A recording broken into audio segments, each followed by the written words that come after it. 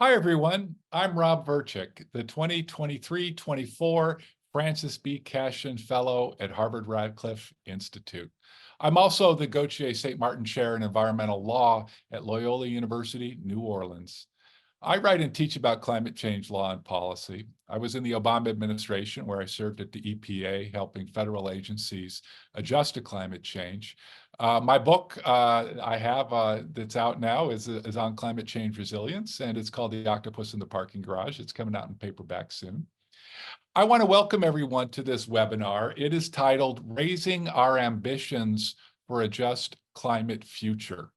And today we have planned an interdisciplinary panel of Harvard Radcliffe Institute fellows. These are experts in environmental law, in policy, in planning, and we are going together to explore how collaboration among researchers and policymakers can raise ambitions for climate action and climate justice while effecting lasting change. Now, these are wonderful writers and teachers that we're going to meet today, and I've had the pleasure to know them all year on the Radcliffe campus. It's been wonderful. And they are going to share their perspectives from their particular areas of expertise on how best to raise our collective ambitions for a just climate future. So let me introduce you to the people that we're going to be talking with today in our panel. The first up is Fuchsia Ann Hoover. She is an assistant professor of environmental planning at the University of North Carolina at Charlotte. She's also a faculty affiliate at Central Arizona Phoenix Long-Term Ecological Research Site. That's at the Arizona State University. And she's the founder of Eco Green Queen, LLC. Our next panelist is Jenny C. Stevens. She's the Dean's Professor of Sustainability Science and Policy at the School of Public Policy and Urban Affairs at Northeastern University. She is also Professor of Climate Justice at the National University of Ireland in Maynooth. And finally, we have Leah Stokes on our panel. She's the Anton Vonk Associate Professor of Environmental Politics at the University of California, Santa Barbara.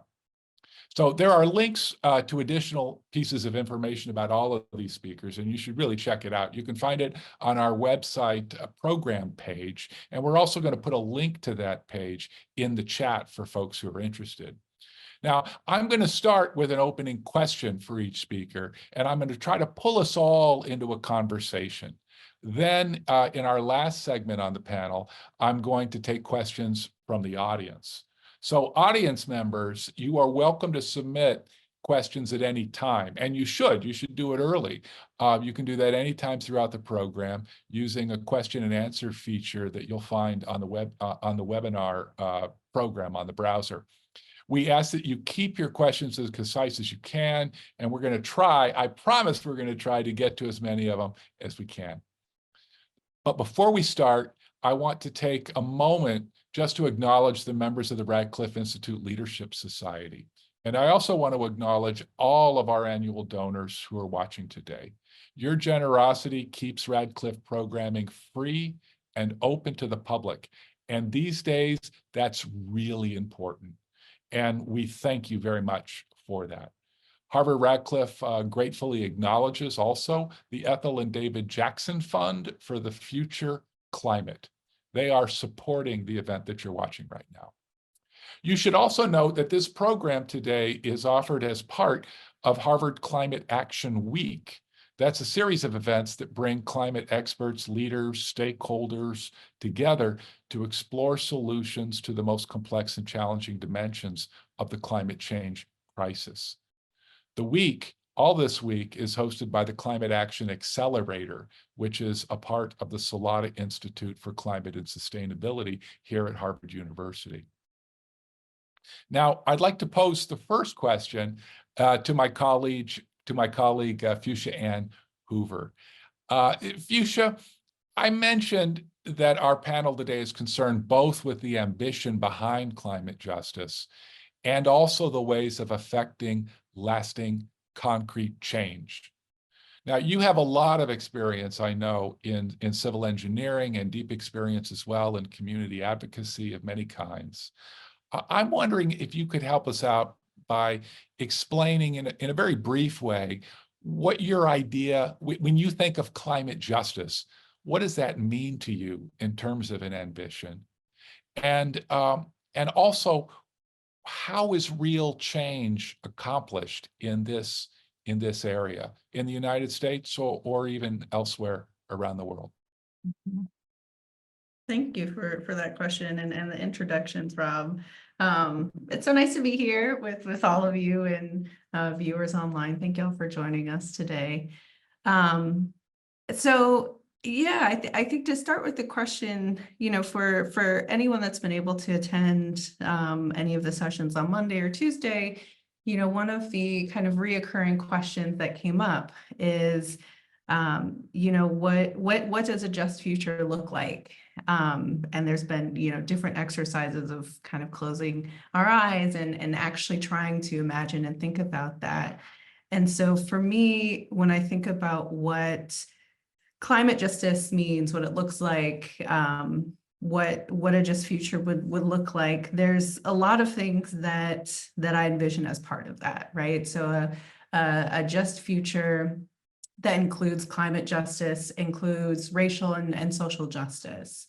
It includes a world without prisons, a world without war and genocide, a world where freedom doesn't have to come with suffering. And I also think that, it's important, given the state of the world, that it still includes protest in that world, right? Because I think protest is such a powerful way of giving voice to those who are often placed at the margins, or allowing us to also point out the areas where we need to have more accountability, or we need to make more movement towards the change, towards a just future that we want to see. And so I think even in a space where climate justice has been realized, right?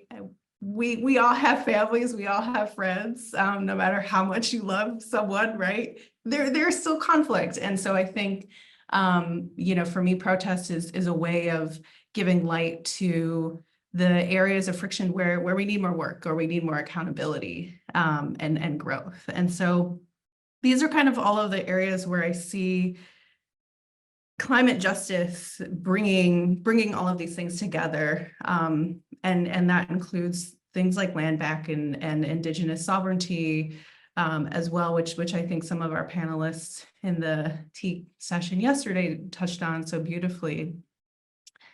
I think in terms of the kind of second piece to your question of, examples or what that looks like in practice, what I really love is that I do feel like we have a lot of both historical and contemporary examples where individual communities, local communities are doing this work, and trying to create, these futures, right, that include all of these things that I just named. And so, when I think about like where I'm based in North Carolina, which certainly has a long history of activism and protest within the environmental justice movement, and environmental justice policy. There's a couple orgs like the Earthseed Collective that comes to mind, which, I think is an excellent example of a group of individuals of different racial, ethnic backgrounds coming together and owning land as a community, farming that land, creating programming around those spaces to reintroduce people to the land and build those relationships, not just in community with the land itself, but also with each other. There's also the North Carolina Environmental Justice Network, which I think serves as a kind of focal point for many organizations across the state that are working to connect the different climate and environmental justice concerns that communities are facing at a very local level, while also, again, creating space for conversation, for storytelling, which has also come up quite a bit throughout this week so far, and really sharing stories so that people are allowed to connect and build relationships. From a kind of, expanding past just North Carolina, I think organizations like MOVE, which was based in Philadelphia, Insight, the Black Ecologies Lab, which is based out of Rutgers University, with Tiana Williams and JT Rohn, who partner with an organization called Just Harvest in Virginia, to again talk about environmental and climate racism, injustice, and justice through food and through bringing people together. And so, I think we can continue to expand out even to a global context. The Greenbelt movement is one that comes to mind, which is based out of Kenya. And so I guess there's many examples that, I could keep providing. But I think those are the spaces where I look to when I think about what does it look like to actually chart a path forward to that future that I envision for all of us. Jenny, I wanted to turn to you now, ask you the similar question. You have a title now. You're generous enough to be joining us from Ireland, I know, and your new title at the university is actually a professor of climate justice. And I'm wondering when you talk to your students, when you approach the research in your work, how do you think of climate justice as an area of study and as an area of action, and how do you envision how change actually happens here? Because I think, as Fuchsia points out, it's really broad, right? I mean, if we're talking, if we're talking about concerns of world militarization, we're talking about concerns of racism, we're talking about concerns of environment, of course, and then we have climate all through this. So as a professor of climate justice, how do you conceive of that work, and what changes involved? Yeah, well, thank you, Rob, and thanks to everyone for joining us, and thanks to Radcliffe for creating this space for this conversation where we can talk openly and honestly about the state of the world. Especially during this time when, there is a climate of fear and intimidation, and a lot of scholars and students are being punished and silenced and censored for saying certain things. So it's really important that we're having this conversation. So thanks for that.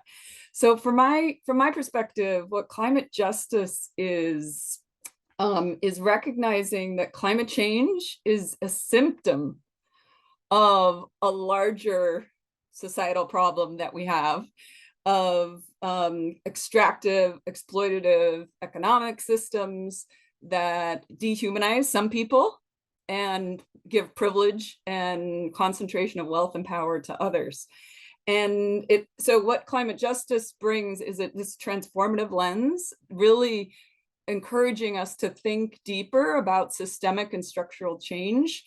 And it's so much more than the mainstream dominant narrative about climate change, which is what I call kind of a climate isolationism lens. When we think about climate change as like a discrete problem that's separate from everything else, and we can just focus on greenhouse gas emission reductions and we can somehow solve the climate crisis, right? And I think that narrative, and that has proven over decades now to be insufficient and inadequate, and really, we have to move away from kind of individualistic focus as well, and think more collectively and systemically about well-being of people and ecological health as well.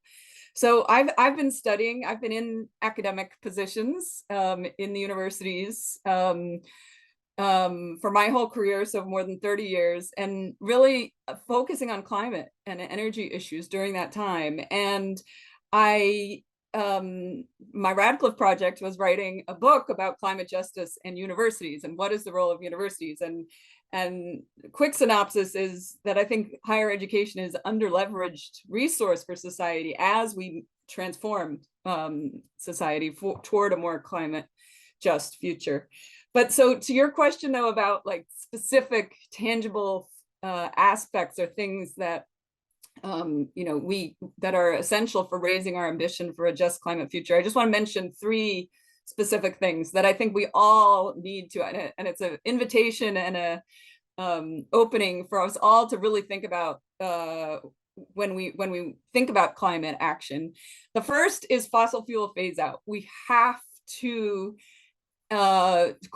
develop a coordinated global plan for phasing out fossil fuels. And we're actually going in the wrong direction. Fossil fuel supply is going up, and it's not only talking about demand, because we're actually demand is it's supply that keeps going up. So the U.S. is the biggest producer right now of oil and gas, and we have to focus on fossil fuel phase out. And promoting renewables is great, but it's totally insufficient if we don't also focus on fossil fuel phase out. So I think that's number one priority.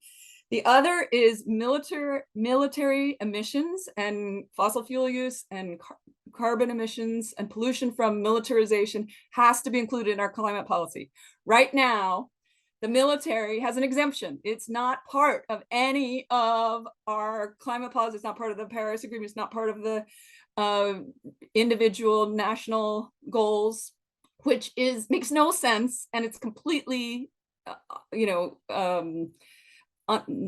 unproductive, because it makes us focus on climate in certain areas, but then we don't talk about the climate implications of escalating war and violence and militarization and all the airplanes flying the supplies as well as the bombs are all producing huge carbon emissions, and they're not being accounted for, and we're not even talking about them in most of climate conversations. So I think that's the number two thing that is essential. We have to be climate justice means diplomatic solutions to conflict, right? You can't escalate militarization because it's just going to exacerbate and accelerate so many things.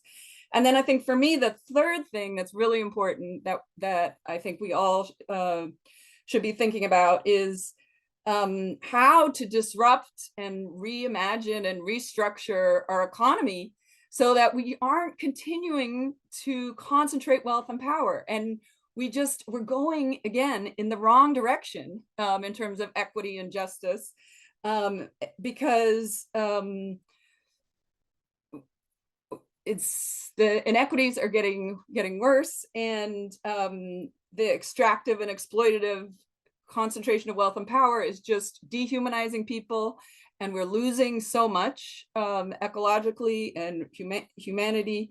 And we also have evidence that the powerful interests have been investing for decades to resist climate action, right? And the transformation that we need. So it's really, we have to be creative and get into discussions about how to, tax billionaires and institutions that are hoarding wealth, including big institutions, like universities, right? And like, how does that make sense from a justice perspective, right? So we have to be thinking about all of these issues: fossil fuel phase out, militarization, and climate policy, and then our economic system and disrupting concentration of wealth and power. So I'll stop there, and happy to talk more about any of that.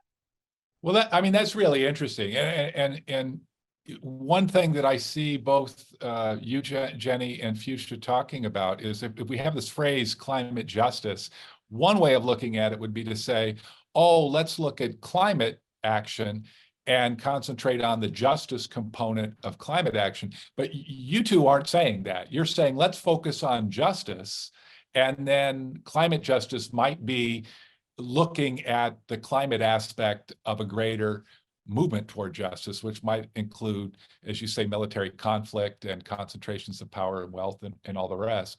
So, Leah, I want to put you on the spot maybe a little bit on this, right? Because one of the things that you do so many different kinds of work in this area, but some of your advocacy work has been around the President Biden's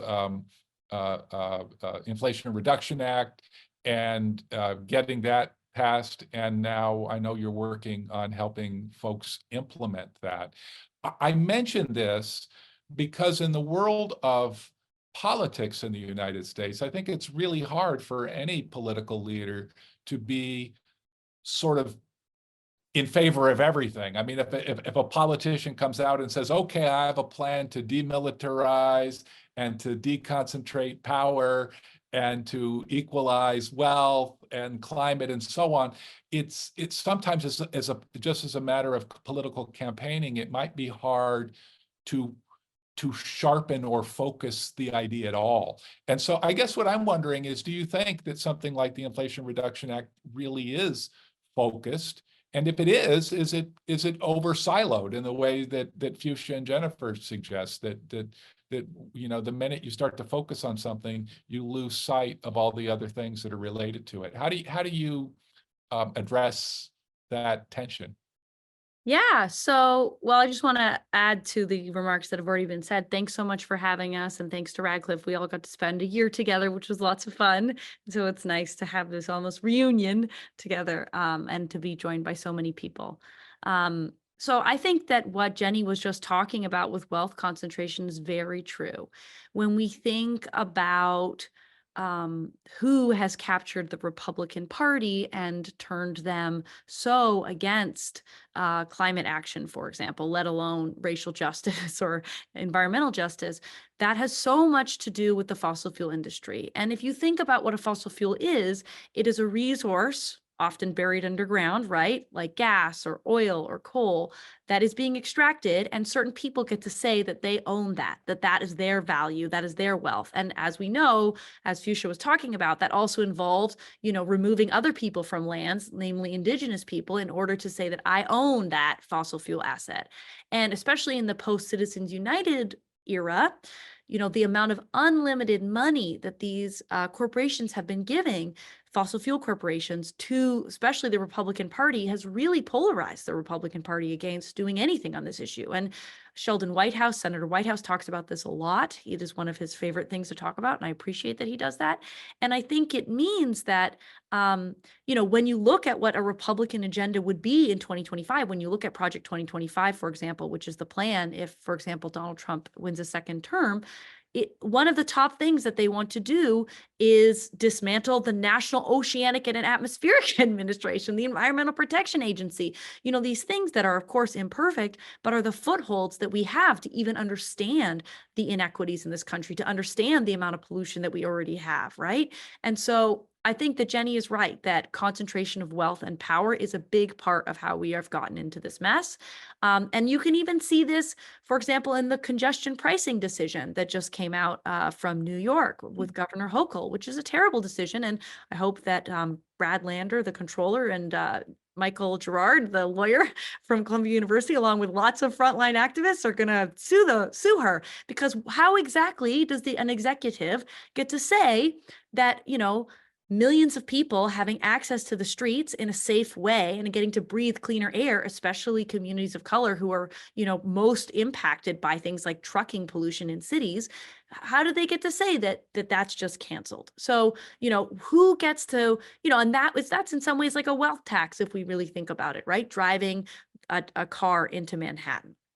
So, and then we can also think about, for example, the Tennessee Valley Authority, which is hypothetically a federal agency, but is currently planning to build a lot of new gas plants where they've just retired coal plants. And why do they want to do that? Because in part, the executive leadership, which is paid, I think that the head of the TVA is the top paid federal employee in the United States, makes more than the president, makes more than anybody else, the Tennessee Valley Authority head. And that person makes, and I can't remember his name right now, maybe somebody can tell me, but he makes more money if he builds more gas plants than if he builds, for example, solar. And those incentives have to be changed. And that's something that the Biden administration needs to be doing.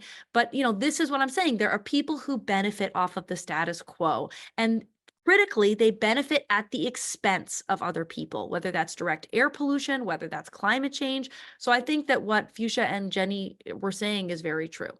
In terms of the Inflation Reduction Act, this was the outcome of a very long process. And when we want to talk about where the seeds of that come from, and I talked about this in my Radcliffe talk, also on my panel with Jade Begay this week, earlier in Climate Week, you know, the No DAPL movement, the Standing Rock, really was a key point where the Green New Deal can be traced back to, because then bartender Alexandria Ocasio-Cortez, now Representative Alexandria Ocasio-Cortez, went to that indigenous-led protest of a pipeline and felt inspired to enter politics because of that. And then, of course, that then flowered into this utopian positive vision like what Fuchsia was talking about of these grassroots actions and ideas around the Green New Deal. And then, as you were talking about, Rob, it entered the United States Senate. And where the movement and the dreams and the vision go into the United States Senate, we get something coming out the other side, which is not anything that any of us would have written or wanted, but that being said, there is more for environmental justice in that bill than we have ever had before.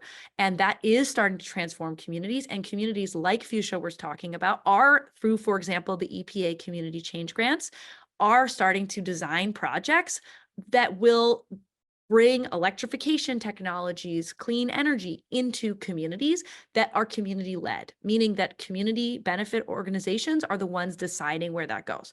That has challenges like, as we were talking about, those have to be shovel-ready projects. And I'm trying to work on one myself, for example, and, there's not a ton of capacity at this very grassroots level to say, here's what I want to do. But it still is a sea change from the decades before, going back to 1992, when all we ever did was tax credits, which means only people who owed the federal government a lot of money were ever really able to build or profit off of clean energy. So I do see there's a foothold here that we have that can potentially blossom into a much bigger vision of what we want to do with like a Green New Deal, let's say. And this is really just a down payment. And that's why the election is so important, because, certain money won't even be out the door, for example, by the time November election rolls around. And it won't be good for the sort of foothold that we're starting to make on climate progress and environmental justice if Donald Trump is elected. I think that's a really good point. You mentioned that you've been working with some groups, local groups, to try to get a hold, right, of some of this money that's being made available in the Biden administration. And of course, I'm based in New Orleans, and I too, and some of my colleagues at Loyola have been working with smaller communities in the coastal parishes, poor communities, attempting to build this capacity. And if it works, right, if these groups are able to get the money, the federal money, they're going to be able to build capacity and organizational strength and networks so that they can raise more money and continue to sustain themselves in this way. Fuchsia, I know that you're also involved, as you also already mentioned, in North Carolina that I assume are interested in the same kinds of projects. What are the difficulties that communities in North Carolina or elsewhere are confronting? I mean, it is true. I'll just put it out there, right, that the Biden administration, by executive order, has insisted that a certain percentage, 4% of all of the benefits of these federal programs or this federal money is to be enjoyed by disadvantaged or overburdened communities, to use the phrase of the feds. And that's a good thing, right? That's part of making sure that people who need the money most get it to build capacity. But I know that there are challenges, and I'm wondering if you can talk a little bit about what some of those challenges are, and maybe what the federal government or the state government, for that matter, should be doing to help out. Yeah, I mean, I think, as Leah pointed out, one of the challenges with the grant program is that it's designed for shovel-ready projects, right? And I think even having a shovel-ready project also means having the expertise of someone who knows how to write the grant and write to kind of the federal legalese, or the particular language and framing. It also means understanding like contracting costs, or the other kind of budget items of, okay, this is how much we need, this is the number and the breakdown and the justification. And so I think that that's a challenge even for me, right? As a faculty that does research, for me, even navigating some of the federal grant application processes like the National Science Foundation, much less these much larger kind of EPA, P3 grants or other things can be really complicated. And I have a PhD, but every system is different. And I think, understanding like what is it that they want to hear, or how do they want to hear it, right? What's the way that you kind of have to package this is a constant challenge. So I think there's that aspect, and I think it was talked about a bit in an afternoon panel yesterday, that this also is dependent on some type of formal institution itself, or some type of formal organization, right? So being a registered, 501c3, or having a university affiliation, those can also be barriers in a lot of instances where the work being done or the coalitions are such that they are formal, right, but informal according to the government, right, and aren't read as legible in the same way. And so, I think one of the things that I am excited about for that Alexandra Gallo from the EPA talked about yesterday in the panel is that part of their kind of target investment areas for these climate community change grants are not just, including tribal nations and U.S. territories, which I think that's also a first time that there's an emphasis on a territory, but also unincorporated communities and communities that are along the border. And so I'm not sure how that's, and in what ways that will transfer to the actual kind of applicants, and if that emphasis on unincorporated communities, right, for example, extends to groups or organizations that may not have a kind of formal tax designation, but if they're perhaps able to partner with a university, that will still be enough. And then I think, some of the other challenges within North Carolina, like much of the Sun Belt. So for those viewing who are, outside the United States or less familiar with US geography, the Sun Belt region includes most of the Southeast and the Southwest of the United States. As the name it says, right, it's sunny. Can be hot, but I think has much more mild seasonal changes. And so there's been a lot of migration and a movement to the Southwest, the Southeast, because of its, more affordability in terms of living costs, the weather as part of it. And in Charlotte, it's also a major financial center. And so there's a lot of movement from both businesses relocating their headquarters, as well as people who are working remote and can actually, for the first time, right, decide where they want to live and it not be connected to their employer. And so all of those things are also then facilitated by North Carolina having the lowest corporate tax in the country. A lot of industries that came out of the cotton industry, and there's North Carolina is also the world furniture maker.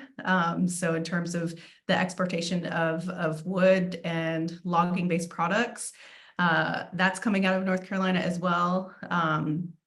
And so there's also just so much industry that is both kind of historically present in the state and coming into the state currently, that it's really putting a burden on many of the communities there. And especially, if we think about more rural communities where your neighbor may be, a mile or more away, it can present challenges in both organizing and understanding that what is happening in your community is not unique, and that there's a pattern of kind of prioritization of industry over the health and well-being of communities in the environment.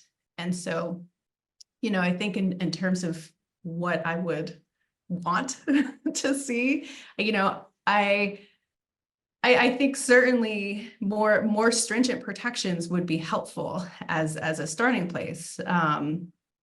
And you know, I think to Leah's point, this is also where I see some of the challenges in kind of the state politics or state government, is that, you know, North Carolina is a southern state. I think a lot of what we see within the state legislature are legacies of enslavement, legacies of dispossession, and efforts to maintain those hierarchies.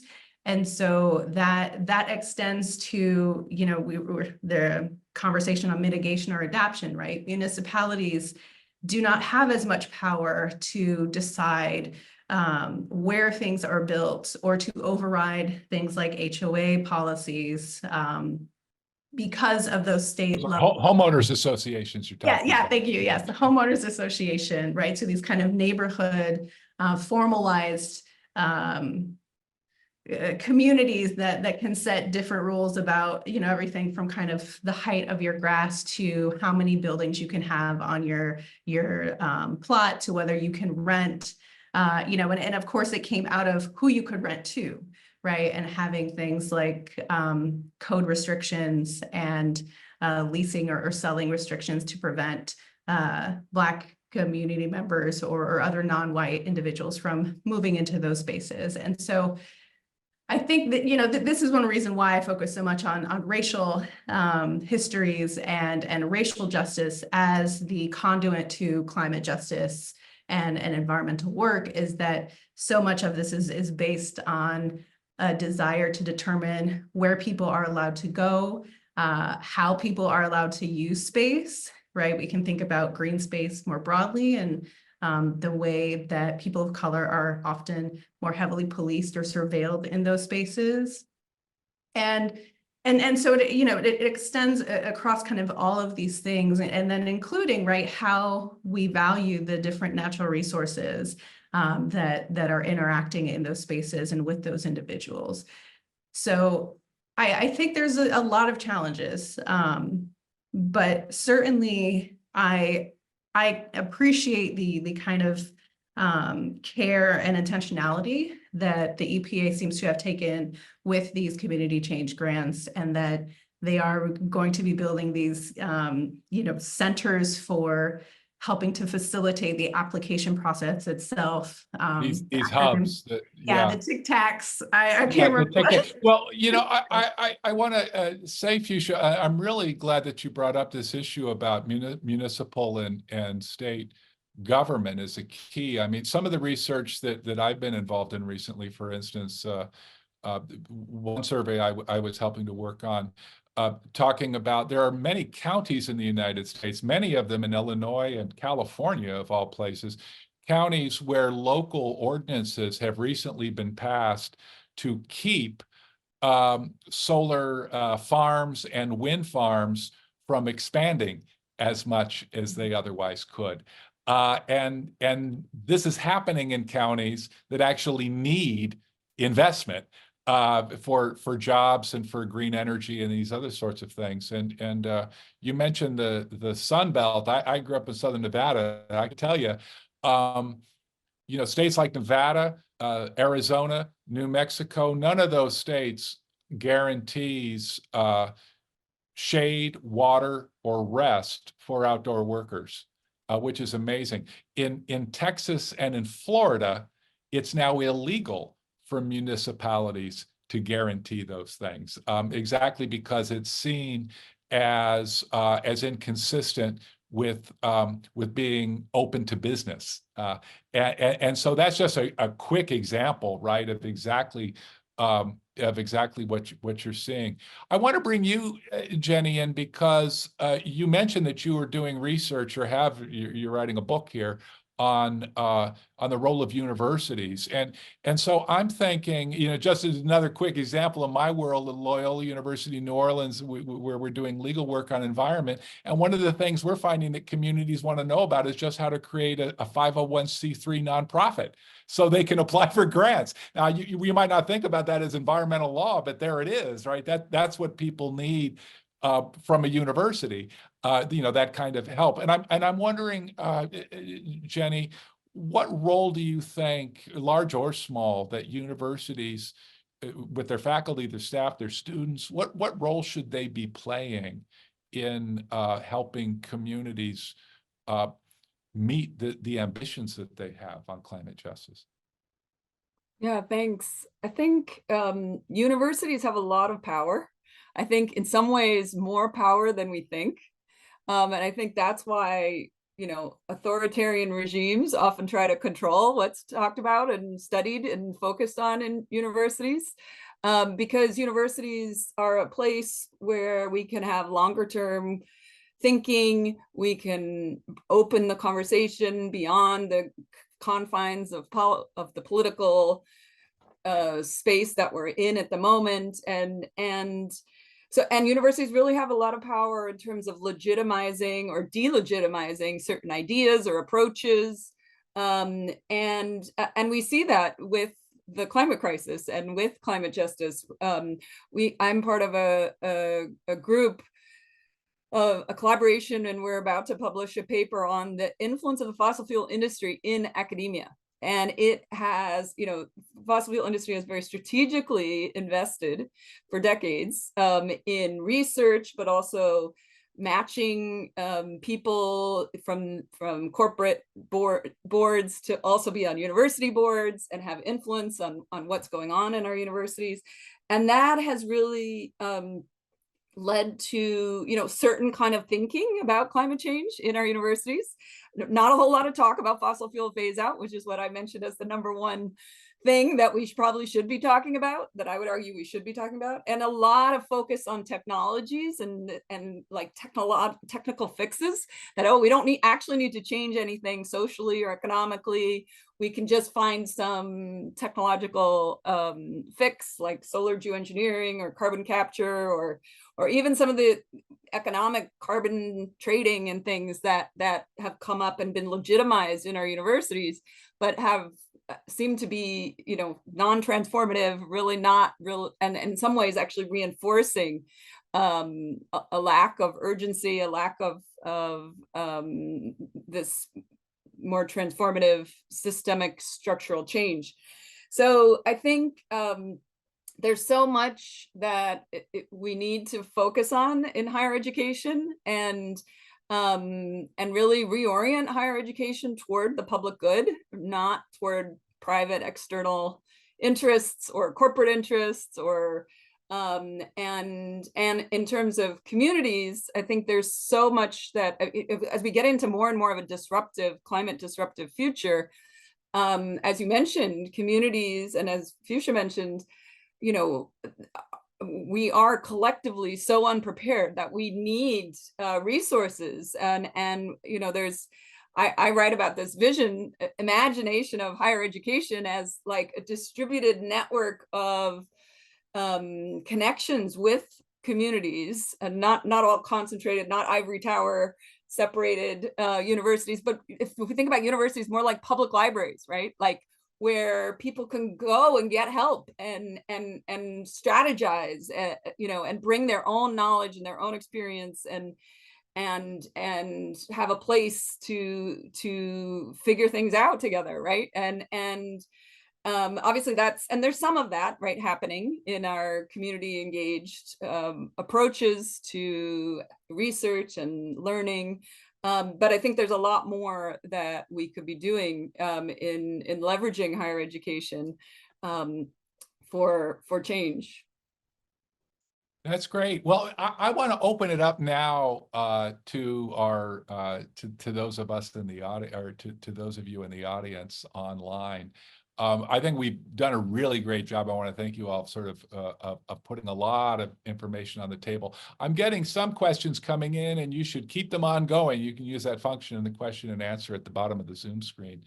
One question that is that's coming up a couple times, I want to send it off to you, Leah, if I can, is this idea about disinformation and the role of industry in really, and we've seen this from many oil and gas companies, some of them, even in trial discovery, of companies that have sort of intentionally engaged in disinforming or misinforming, I'll say, the public about climate change. You mentioned earlier that there's a lot of lobbying going on for a lot of things that aren't consistent with climate action, but this is even worse, isn't it? I mean, it's literally trying to affect democratic decision-making by misleading people about what the products that these companies produce actually do. How do we, in this age of all kinds of information coming from all kinds of places in social media, how do we deal with this in a democracy? Because this is a central issue in all of democracy, it seems, around the globe. Yeah, well, that's a great question. And I also just want to say that I really admire Jenny's vision for what the Academy could be like. And we are at UC Santa Barbara, we're trying to build something right now that's like that. It's called the 2035 Initiative, and fossil fuel phase out is one of our 3 pillars. And we're trying to build exactly that kind of connective tissue. So I think Jenny is really onto something. And I know Fuchsia's work is also like this and in working with community. So I like that concept a lot. So yes. Fossil fuel companies, big oil, and electric utilities have lied about climate science for decades. This is well documented. I have to give credit to Naomi Oreskes, a Harvard professor, who wrote a book called Merchants of Doubt. It's also a documentary, and really did, and it's co-authored with Eric Conway, and did amazing work uncovering the relationship between, for example, lying about tobacco and its, relationship with cancer, smoking and cancer. There was a long time period where scientists, for example, lied about that. They said, no, smoking doesn't cause cancer. This is probably going back to my grandparents' generation, for example. And those same scientists, in many instances, then started lying and being sort of paid guns about climate change. And she documents all of this, in part inspired by her work. That was what my dissertation and this book over here was a lot about. It was looking at the way electric utilities were part of also lying about climate change. And I also published this paper with Emily Williams, and other co-authors in Environmental Research Letters, and it's about the American electric utility industry's role in climate denial. So basically, they founded all these organizations, largely in the 90s, like the Global Climate Coalition, and they lied to the American public. And that's where some of these court cases are starting to heat up, just like you were talking about, Rob, because, for example, the Massachusetts Attorney General's office is asking questions about not just lying to people, but also misrepresenting investments. So for example, some of these really big oil companies like Exxon would claim for years, remember when British Petroleum became Beyond Petroleum? I was already working on climate change. That was like 2007. They would greenwash and they would say, we are really doing this. And they would put advertisements out talking about their biofuels program or whatever it was. And it turned out this was like less than 1% or whatever the exact right number of what they were actually doing. So they were pretending they were one kind of company selling one kind of thing when they were really selling another thing. And that's part of the misrepresentation in some of the court cases. And I'll also just give a shout out to Vermont, which just passed a law, first in the nation, to say that these fossil fuel companies are on the hook financially for paying for some of the costs of inaction because they've been lying for so long. So yes, this is the basis of climate change. When you ask, why don't people believe in climate change, or why is the world so polarized? You have to ask who profits off of confusing people and delaying action, because you win money in this industry, not just by, stopping anything from happening, but also from delaying it. Every year we don't act on this issue, that's more profit for large oil and gas companies. And we may have lost Rob. We him ourselves. One question that's occurring again and again. I'm happy to say there are some Radcliffe fellows who are hey friends, nice to see you. Sending in some comments too. And here's one that's also shared from some other viewers as well. It's a question essentially. I'm going to pass this on to you, Fuchsia. It's a question about collaboration among sectors. And Fuchsia, I'm going to focus on you because I know you have an engineering background and you've been involved in lots of public works projects and so on. And so the question really is, what kind of a framework is good for bringing in diverse stakeholders to cooperate. That, and by diverse stakeholders, we might mean governments and NGOs and community groups too. And then once you've got this collaboration, how do you measure progress? And that seems to me to be a good engineering question too, right? It's always like, how do you know you're actually achieving what you want? What are your benchmark measurements? How do you monitor that? So collaboration and then monitoring progress, monitoring and measuring progress. Okay. Well, yeah, I saw this in the chat. I've been reading through them. Yeah, I mean, I think so. I'm trained as an engineer.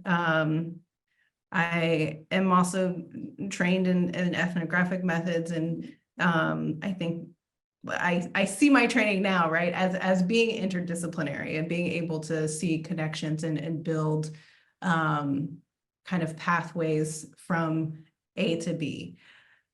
I think in my work, a lot of what I've been trying to do is identify the people who are open enough to think differently, and open enough to, you know, be interested in trying new approaches or trying to think differently. You know, so often one of the challenges that I have in speaking to other engineers, whether it's, you know, someone working in the kind of public sphere or the research side in an academic institution or otherwise, is that there's such kind of rigid training in how to approach problem solving. And, you know, your constraints become really important, but those constraints are often things rooted in the kind of economics of the project, or the, you know, physical, like available space, sizing, you know, other, if it's something around green infrastructure, right, where are the underground utilities, or other things that may be involved. And then when that happens, right, the aspect of the people kind of fades to the background, and some of these other harder to quantify metrics related to ecological systems also fades to the background. And so part of what I'm trying to do in my work is, you know, develop a framework that allows engineers and planners as well to actually do something different. And I think part of them thinking about what does that progress look like, what does success look like, you know, we also have to measure that differently. You know, there was a question in the chat about, you know, helping move the needle in terms of things being deemed too costly or, you know, economically not feasible when it comes to green energy or technology approaches, or, you know, other things that would move us more towards a climate just future. And, you know, I think part of that, right, is because so often we measure progress at the kind of municipal or government level from a perspective of, you know, what is the bang for our buck, right? Like, were we able to do the most with the least amount of money? Or, you know, did we at least like check off some of these boxes that we determined were really important? And so I think, you know, we have to change what those boxes are. I think the biggest challenge trying to even push back against, you know, benefit cost analyses is that when we have a, you know, country like the United States that's been founded on free labor, right, through enslaving individuals, then that becomes the baseline of your costs, right, which is zero. And so then anything from zero, right, becomes costly or more expensive, or, you know, if it's more than minimum wage, right, then is it really worth it? And I think it's really connected to a value system and deciding that the health of people and our ecological systems is in fact the most valuable thing, and should be the most valuable thing. And I think we've seen this, right, in terms of like how quickly our government moved in funding COVID research, how quickly our government moved in, coming up with money for even things like the PP loan, payment program, right? Like the Yeah. money is there, and it's just a matter of what those priorities are and deciding, is it important enough? Do we value it enough to? Well, I'm glad you mentioned that. Because this brings me actually to the last question, and it's a lightning round question. So each of you is going to get it, but you have to limit your answer to one sentence, okay? And I'm going to quote in full the question from one of our listeners. What gives y'all hope? A classic ending question, Rob. We've all had this. So you get to answer it first. Oh, me? I stepped in it. I feel that we have a foothold on progress right now, that we have a foothold on progress, and we haven't done it all, but we haven't done nothing now. We are on the road, and I'm hopeful we can continue on the road. That gives me hope. All right, Jenny. I would say Gives you hope. the growing global climate justice movement that is focusing on well-being economy, different kind of economic model. I know within the United States, there's not as much discussion about economic shifts in the economy, but really a more transformative lens of changing the power dynamics, because we can't continue in this path. So I think there's really a grassroots, new coalitions and new ideas bubbling through.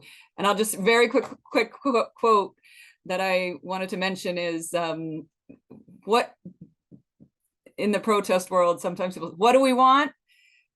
And people say, yeah, but in the current space, it's what do we want? Incremental change. When do we want it? When technically feasible, right? Like that's the dominant climate narrative. And we're not a moving away very from that, good protest call and response there, Jenny. Yeah. That's what we said at EPA when I was there. What do we We're want? moving away from that because it's so obvious that it's not Okay. working, right? So Fuchsia, anyway. what gives you hope? Yeah.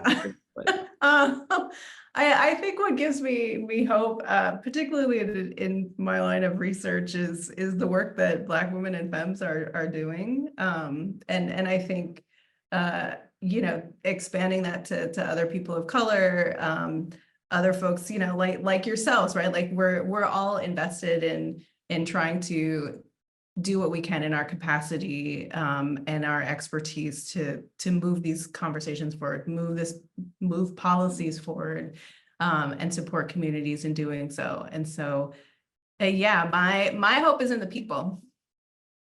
I gotta say, so what gives me hope, I talk to a lot of young people, some, even in middle school, high school, whatever, and there's so many people that are just on fire. And in my classrooms, I'm seeing more and more people take classes in environment and climate, and the groups that are taking them are more and more diverse and more knowledgeable. So I think all of that is really super.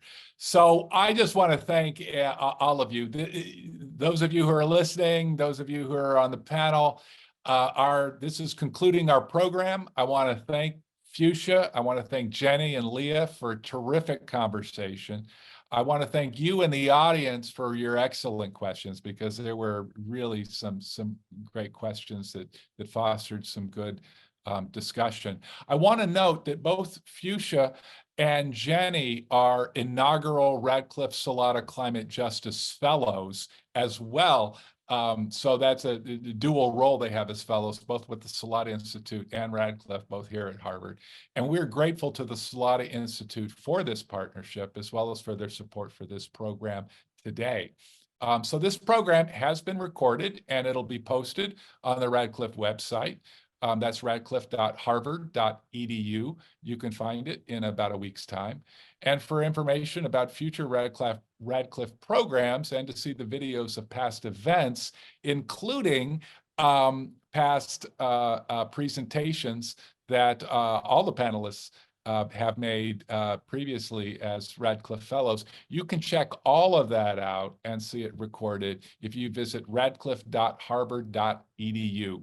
So I want to thank you all again for joining us today, and take care. And remember, there are reasons to have hope.